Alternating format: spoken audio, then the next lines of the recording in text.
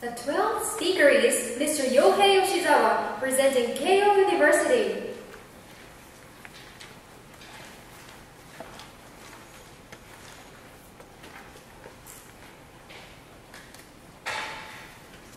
The title of his speech is Too Much English? Too Much English? Would you now welcome Mr. Yoshizawa?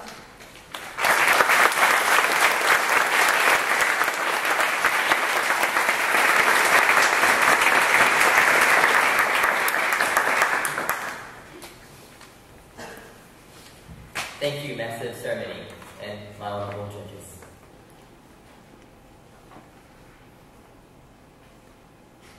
Good afternoon, ladies and gentlemen.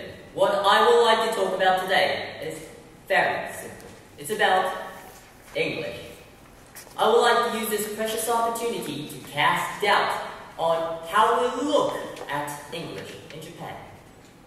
In order to explain my main claim clearly, I want you to imagine two university students. One is Mr. X and the other Mr. Y. Now let me introduce Mr. X to you. Mr. X has devoted himself to economic studies throughout his university life and as a result has become one of the most knowledgeable scholars in his nation. However, his problem is that he cannot speak English at all. What about Mr. Y? Mr. Y is the most fluent English speaker in Japan, since he has studied English really hard while in university. But because of that, he could not afford to deepen his understandings regarding his own major. Now, which one would the global society value highly? I believe it's Mr. X. Mr. X, who cannot speak English at all, but is knowledgeable in economic studies. The reason is very simple. There are tens of millions of fluent English speakers around the world, but economic experts, on the other hand, are rather rare.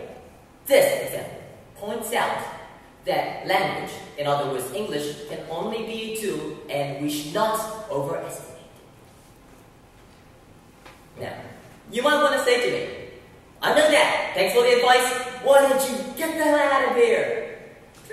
I would love to get the hell out of here, I'm feeling really nervous. But, since I feel that this most obvious concept, English as a tool, is, becoming a bit vague in Japan, I will stay here for 5 more minutes and talk about how we should look at English and in Japan and what we should do instead of that.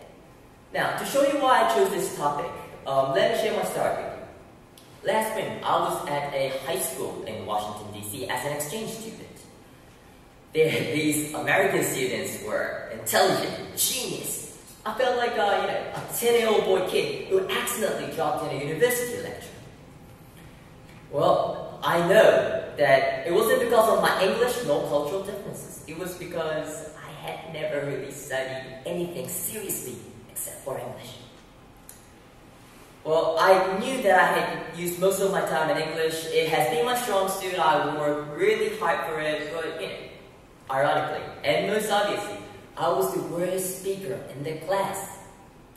While I was eagerly studying English, they were just, expanding their knowledge, deepening their intelligence in English. So, I felt inferior to them. Poor me. I ended up asking myself, isn't this world so unfair? And is English that important? But now, I have the answer to both questions. The first one, isn't this world so unfair, which sounds a bit off topic, so I'll just very briefly give you my answer. It is unfair. This world is unfair. That's why some even call it English imperialism. True. But since we cannot change the game so easily, we've got to put up with it. Okay? We've got to put up. Now, what about the second one? The vital question. Is English that important? My answer is yes, it is important. As anyone would say, English is indispensable for us living in this globalizing world. But here's my point today. Here's my point. Aren't we putting too much emphasis on it? Aren't we putting too much emphasis on English? Even though we know that English can only be a tool, there are some companies, institutions such as Rakuten or some law schools that make English as one of their most crucial criteria. And as a result, university students, we are shifting our focus on English more than ever before. As a society, we are producing students like Mr. Y. Mr. Y, who can speak English fluently but has nothing unique to talk in English. Although many fear that Japan might lose its presence in the international society because of lacking English proficiency, I am way more afraid that we might lose our presence in the international society in the long run because of excessive concentration on English and ignorance for studies regarding our own nation. Now, before you get me wrong, I want to make two things clear to you. First thing, I'm not here to say that you should quit studying English because, as I said, English is important. It has to be at a certain level. But the point is, you have to balance. And the second one, I'm not here to shout out to the people that are in those companies' personnel department to change the criteria.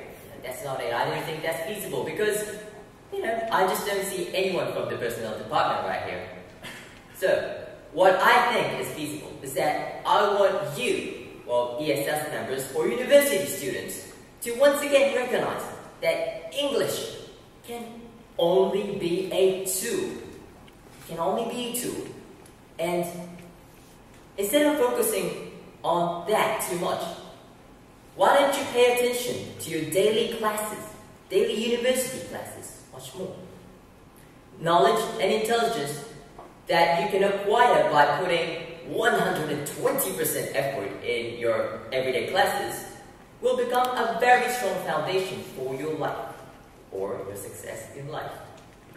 Now, you might want to ask me, what about, those famous internships, circle activities? True, that's perfectly okay.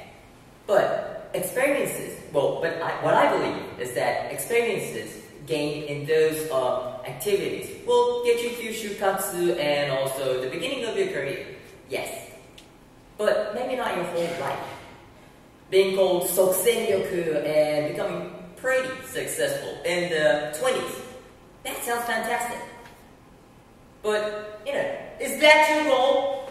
Is that your goal? I want something bigger. And on the global standard, students are studying, university students are studying way more. And I am going to study more. What about you? So, I want to leave you with this simple message. English can only be a tool. Keep that in mind. And no matter the criteria set by the companies, think for yourself what is really important. And my suggestion? Go to your class. Take your notes diligently. Thank you.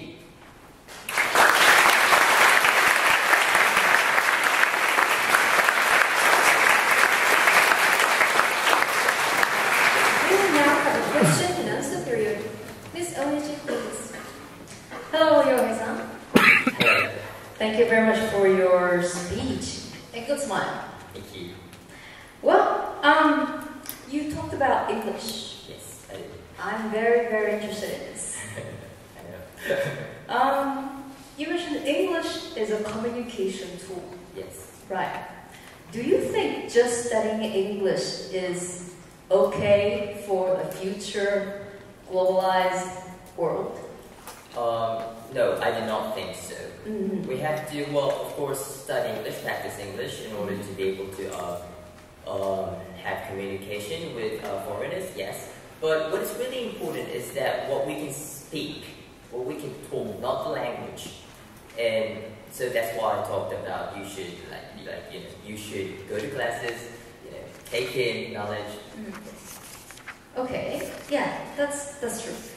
And another question is that, do you think we can survive in this world with English or your own national language? What I mean is, don't we need a third language? I think, yes. If possible, I would definitely love to have a third language. But at the same time, if there are time you can spend on languages, you can also spend on your studying. So I know it's really idealistic to have a third language, true, but we already have Japanese, a lot of kanjis, then we have English, we start with grammars, and then third language. We may not have time, so at least maybe English, then other studies regarding your major.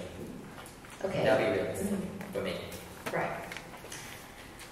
I have another question.